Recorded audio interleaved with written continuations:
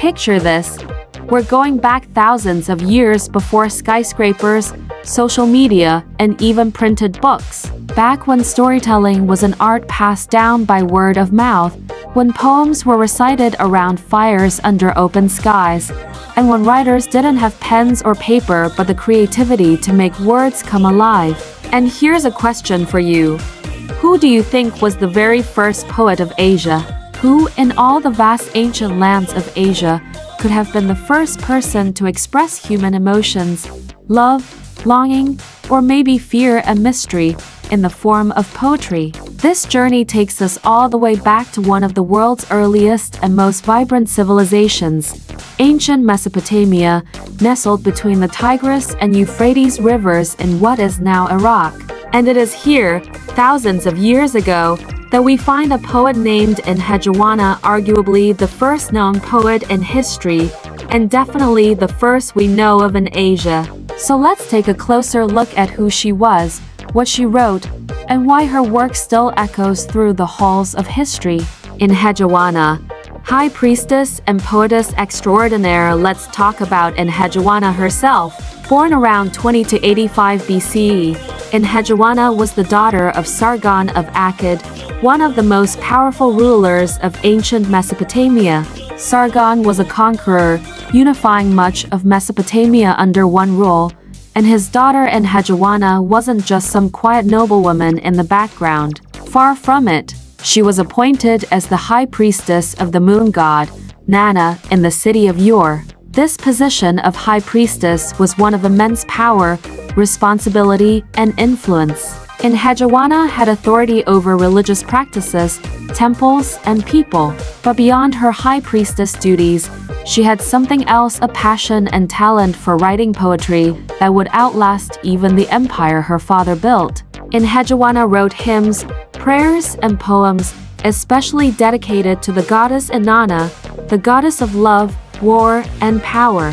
Her writing wasn't just spiritual, it was deeply personal, filled with emotion, devotion, and even the struggles she faced. This made her work unique and, quite frankly, revolutionary for her time.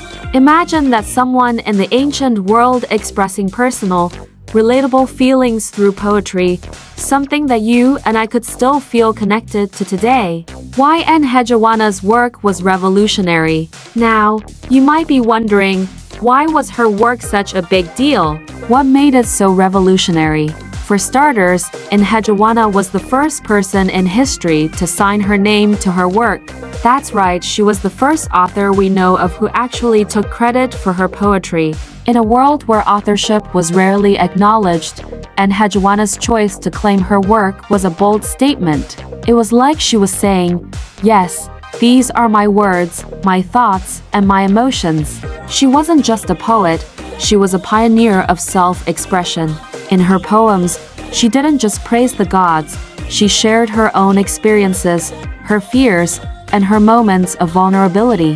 One of her famous works, The Exaltation of Inanna, reveals her struggle when she was temporarily exiled from her priestly role. In this poem, she cries out to the goddess Inanna, asking for strength and justice. Imagine that, a high priestess pouring her heart out in writing, asking her goddess for help, for courage, for the power to reclaim her place. She wasn't just worshipping a deity, she was having a deeply personal conversation, sharing her human experience in a way that resonates even today. Poetry that lives on. Enheduanna's legacy now. Enheduanna didn't know it at the time, but her poetry would survive millennia. Her works were carved into clay tablets in cuneiform script, one of the earliest forms of writing. These tablets were preserved and passed down, and eventually, they were rediscovered by archaeologists thousands of years later. Today, we can still read her words, deciphered and translated from those ancient tablets. Think about it. Her poetry survived wars, natural disasters, and the slow decay of time, allowing us to still hear her voice, faint but steady, echoing through the ages. Enheduanna's hymns were influential enough that they shaped religious practices long after her lifetime.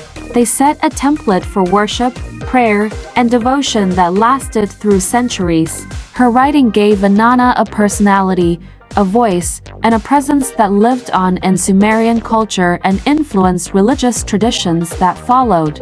She was setting the foundation for how people would relate to their gods, not just as distant beings, but as entities they could appeal to, confide in, and even challenge. The power of Enheduanna's words, divine feminine and human emotion. Another reason why Enheduanna's work remains powerful is the way she celebrated the divine feminine. Her poems to Inanna were full of respect, admiration, and reverence. But Inanna wasn't just a gentle, nurturing goddess. She was fierce, a warrior, and a symbol of power. Through her words, Enheduanna painted Inanna as a complex deity, strong, loving, unpredictable, and even terrifying. This wasn't just poetry, it was a way to understand and express the multifaceted nature of womanhood and divine femininity. Enheduanna gave women a powerful place in spirituality, portraying Inanna as both creator and destroyer, as someone who nurtures and someone who fights. And let's face it, that's a pretty progressive take on femininity, especially for a world that existed over 4,000 years ago. It wasn't common to see goddesses portrayed with such complexity and strength, and through her poetry, Enheduanna gave a voice to this divine feminine power. She gave women an image of themselves as both strong and vulnerable, as capable of worship and worthy of respect. Enheduanna's influence on future poetry. We might think of Enheduanna's poetry as an ancient relic, but her influence went beyond her time. She laid the groundwork for what poetry could be, a form of art that expresses deeply personal emotions and tells stories of devotion, struggle, and triumph. The themes she explored, like love, power, loyalty, and exile, are universal, and they resonate with people across cultures and generations. Enheduanna's work was a precursor to the personal and emotional poetry we see throughout history, from Homer and Sappho in ancient Greece to the Romantic poets of the 19th century to modern spoken word artists today. Her poetry reminds us that human emotions, fears, and aspirations haven't changed all that much. In many ways, Enheduanna was a bridge between the divine and the human, showing us that even in ancient times, people grappled with the same feelings of love, loss, and hope that we do today. Why does Enheduanna matter today? So, why does any of this matter today? Well, for one, it reminds us of the power of words. Enheduanna's poetry wasn't just entertainment. It was a way for her to connect with her society, with her goddess, and unknowingly with us. She didn't just write about her world, she created an emotional bridge to ours. Enheduanna's story shows us that poetry is not just a form of art but a powerful expression of human experience. It's a way of leaving a mark, of saying, I was here, and this is how I felt, how I saw the world. Her legacy also highlights the role of women in history, often forgotten, but undeniably significant. Enheduanna was a high priestess, a writer, and a powerful figure in her society. She was the first poet to leave her name behind, to claim authorship, to make sure that her voice would not be forgotten. In a world where women's voices were often silenced, Enheduanna's poetry still speaks volumes. And perhaps that's the most beautiful thing about Enheduanna. She reminds us that, while empires rise and fall, while languages and cultures change, the human need to create, to express, and to connect remains the same.